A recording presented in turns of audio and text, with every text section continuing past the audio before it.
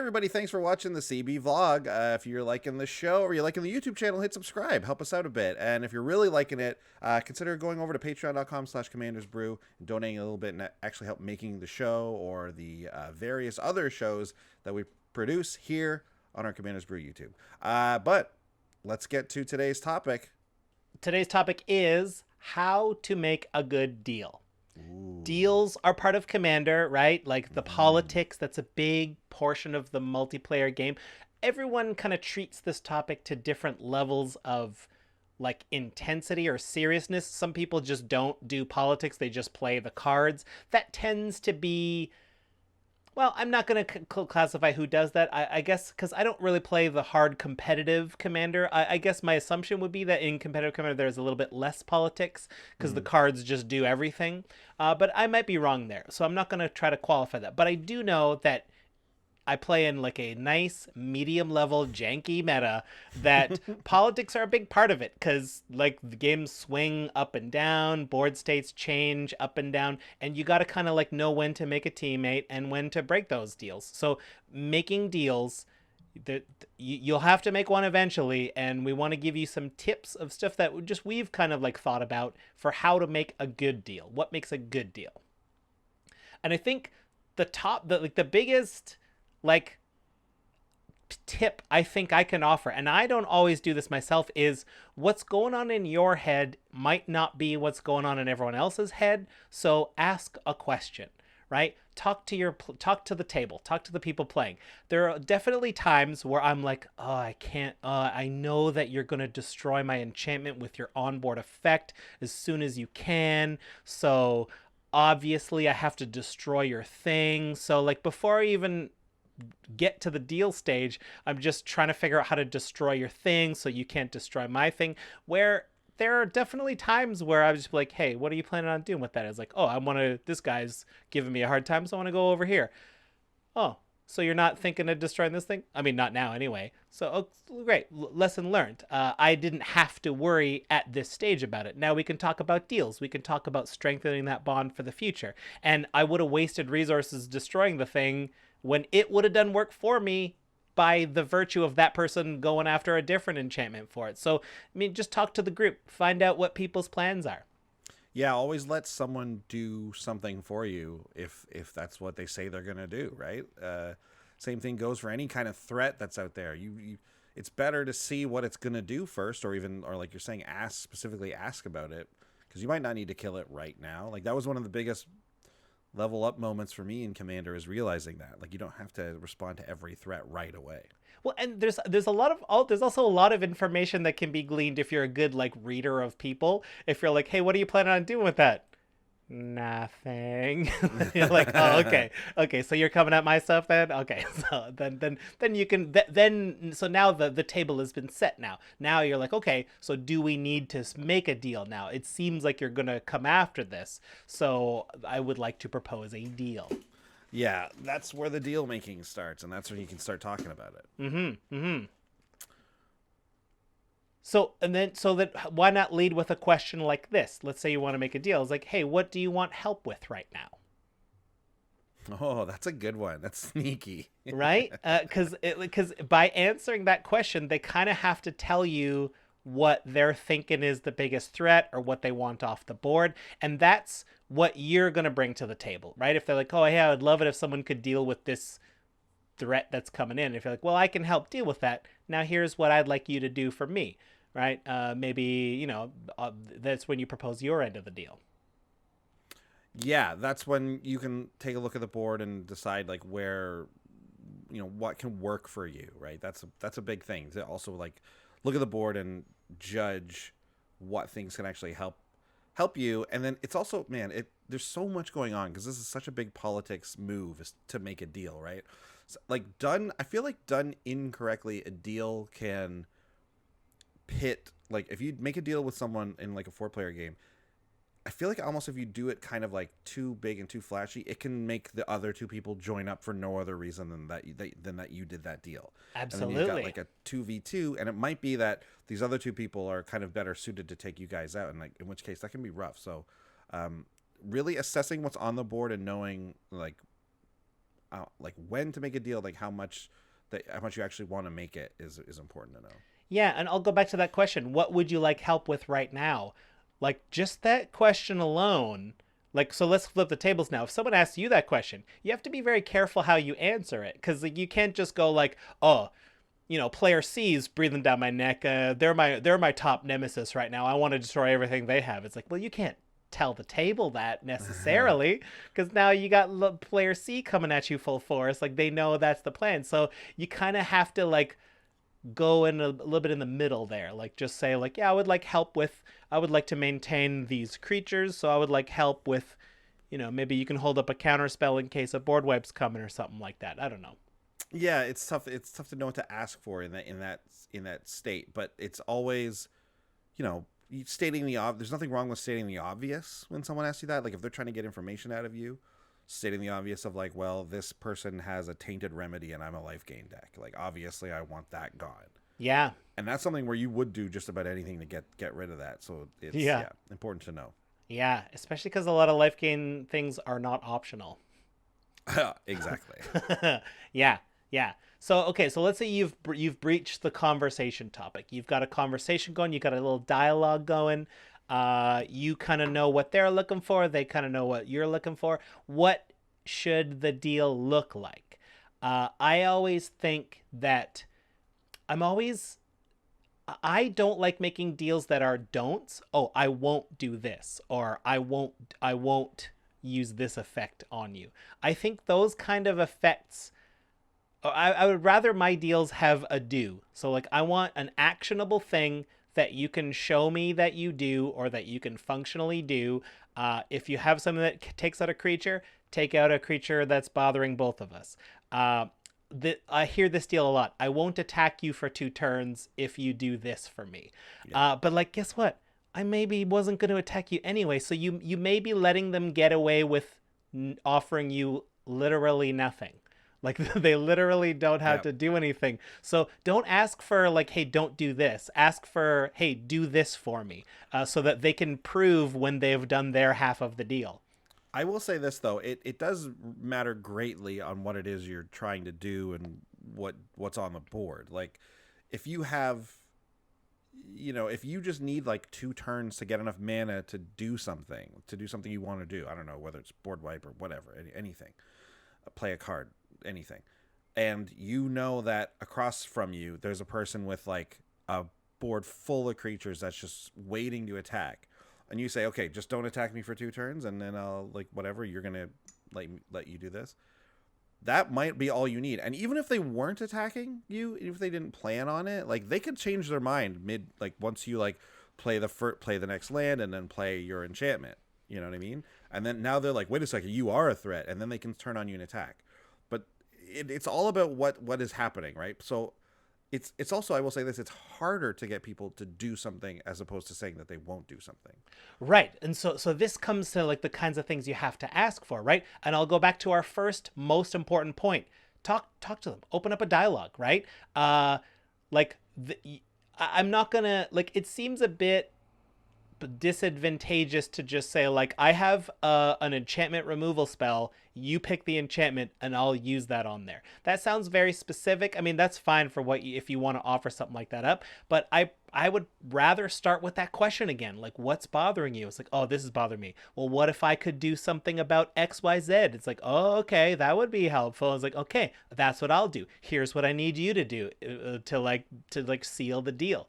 And although I agree with your attacking scenario where like you never know when things would change, but again, ask them if stuff is changing. Hey, I'm going to play this enchantment that's going to look threatening, but I want you to know that I'm not coming at you, right? So like, where are you thinking instead of those creatures? You might like, we may not even need to get to that deal stage right now, if we're just open about that stuff. Now you're just talking general politics. I mean, that's what that. Right? I mean, that's what deals are, right? Oh, absolutely, they are. But if you're talking about specifically about deals, sometimes you do need to have that. Okay, hold off and don't destroy anything I have for 2 turns, or hold off and don't attack me for 2 turns. Yeah, I would reserve be those essential deals. I would reserve those as a last step, though. Try to start somewhere above. That's my advice, anyway. Because you're also like, wagering that the person will be willing to not destroy your thing. So like if I I'm at, I don't know, I want to play like 2 enchantments in a row. I want to play Mind's Dilation and then I want to play something else, let's say. Yeah. And I drop a Mind's Dilation and just being like, okay, just so you know, this isn't going to like affect you. It's like, well, yeah, it will. So like in that case, like you might want to make it so that you're going to get that next turn to do the thing you really want to do, or some other thing, right? It's tough. It's so hard to like build the scenario in your mind that is like there's a scenario for everything, really. I guess Right. So just to take the specifics out of it, I think I always let's aim for do's whenever possible, unless a don't is like a must do, like, or a must don't. I also want to add this in, right? Make deals with honor, right? That's important too. All your deals are going to be compared to deals of the past and will be leveled up against deals of the future, right? Don't be a shady dealer. Like, don't trick people into deals that they don't think they're making. And I'll use the example of like loopholes with it, right?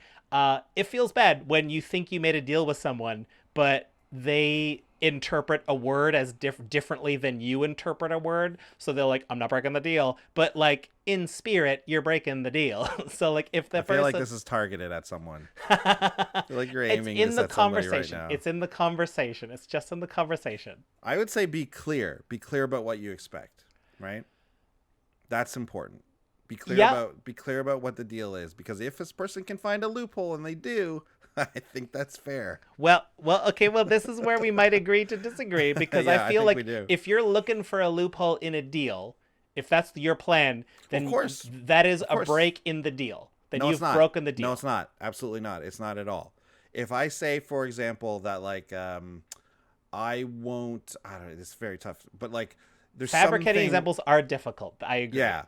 Right. So like. So what about this? What if it's like, okay, don't destroy any of my things, and I won't attack you for 2 turns, and then you exile my things, right? Do you feel that's a fair? You feel that you can, in confidence, exile my things and not feel like you've dishonored the deal in any way? Yes. I didn't destroy anything by the game. By the game's, strict definitions. Yes. Okay. Then, but this is what I'm talking about loopholes, right? So, because now, you exploited a loophole. You've gained an edge. Okay. And when you do that against a person, but now when you try to make a future deal, I'm less likely to make one with you when you need something, because now I don't know what I'm like. I'm not prepared to like bring an encyclopedia and make item A, the following examples count as destroying. Item B, and we get a notary to sign it out. That's not the kind of deal world I'm comfortable living in. So it's easier for me just not to make deals then. While I do think that is fine, and you technically didn't break that deal, you can't. And this is maybe the more important message for this, is that you can't control how someone's going to feel about that, right? Right. So, like, while for me, if someone did that to me, I'd be like, yeah, you got me, man. Yeah, you did. You got me. I honestly would be like that. I if you got me with that kind of wording, I'd be like, I've got to look out for that in the future. I got to be better about that. That's on me. But once it happens to you once, it's probably never going to happen to you again. You're going to be like, just no destroy or exile. You're going to say that. You might even say it like that.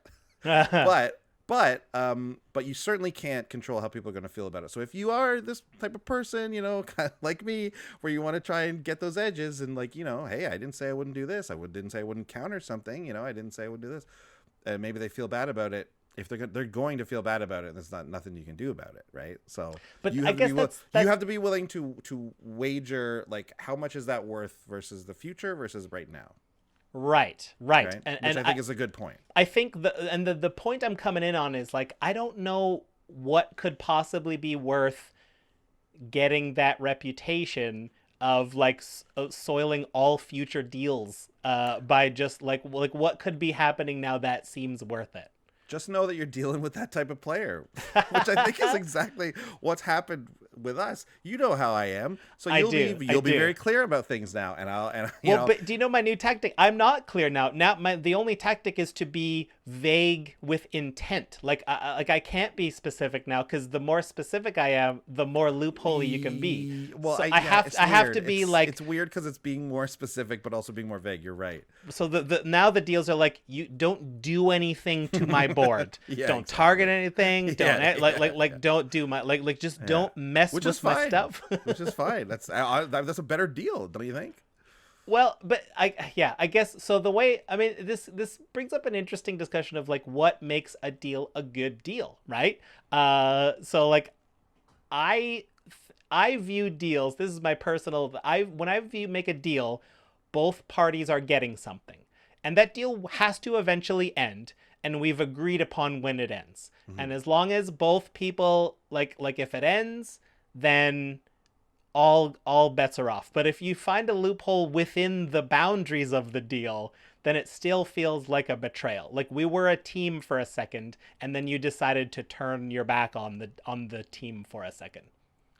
Yeah, it's like I said, it's tough to come up with some specific examples, but I do think you're right in that like there are some examples where it's like, yeah, come on, you're basically breaking the deal, and there's some examples where it's like, ah, man, yeah, no, I didn't count on that, like I didn't, and there are, it's like genius or grifter is what it Yes, is, right? Are you being a grifter or are you being a genius? And there's a scale, and people will disagree about the scale, but Yeah. there is a scale, I think, and if you're a genius, you're not like the more genius you are, the less you're going to make the person mad, and the Yes. more grifter you are, the more upset they're going to be. And So I think this try to be less grifter, but like honestly, once in a while, grifter, as long as you don't do it too often, is not going to bite you as bad as you think. So like once a year, you can pull off a pretty serious grifter move. I feel Sure. like, Yeah. in your meta. Well, and then so this brings me to the last point here. Follow up, right? Every good, like if we're going to compare this to like business deals or like contacts and contracts and stuff, a good follow-up is the key to a good working relationship in the future. After you've made the deal, check in. Ask them, is like, there you go, thanks for destroying that. How do you like how I destroyed that thing for you? It's like, great. Remind them, yeah. Just getting them to acknowledge that you did something good for them, they did something good for you, that strengthens the bond between you. You're more likely to make better deals in the future. If you might even be able to get favors now if you're in their good books a lot more. So the follow-up after the deal is an important part of it as well. And if the follow-up means like our deal has ended and the board state has changed and then now I must view you as my enemy, it's like, well, what an honorable move. I respect that. Another aspect of following up that I just thought of is if you pull a grifter move, Yeah. and again, you can't do it too often because then people will just straight up don't trust you, right? So, and I'm not to even like don't break deals because that will lead to this. But if you pull too many grifter moves, people are going to it's going to have the same effect. So if you do pull a grifter move once in a while, let's say you pull it in a game and the other person's maybe a little steamed, you know what? Try and make it up to them in the next game. Because that's going to help. It might not really does fix it, but it will help. Yes. Be like, hey, man, and like in the next game, be like, hey, listen, I feel bad about that. Maybe I was a little bit of a grifter there. So here, like, I'm going to help you with this, or I'm going to help you do this, or, whatever it is that your deck can offer. So maybe I'll, and the great thing is back right to the main thing here is if we're offering deals where we're not actually giving up that much and it just looks like we are, that's even better because now you can erase the bad feelings surrounding there. Maybe you didn't even give up that much and now everything's cool again. Yeah. So it's just, it's, and that's a little bit of a grifter move, which is great, but no, but you got to, you do have to play with honor and then following up after, if you like, feel like maybe it's gone a little sideways for you is a good move. Actually, it's better for the health of the meta also. Yeah. Politics is super fun, and if everybody grifts the whole time, the correct move is to never do politics. Exactly, it's true. And that losing that part of the game is not a world I want to play in. Yeah, no, it's true. You can't do it too often. You gotta honor your deals most of the time. I am going to go on record and say you should honor your deals all of the time, but that is what makes Commander great. All sorts of people playing it. Oh man. Yeah. Big thanks to all our patrons who make these episodes possible. Yeah, and if you want to check out more comedy videos, check out our Brews News playlist. Make sure you follow us on Twitch TV to see when we play live. If you want to chat with us, head over to Twitter. We're at Commanders Brew. And please hit subscribe to ding the bell and find out when we got new stuff coming out. See you next time. Bye.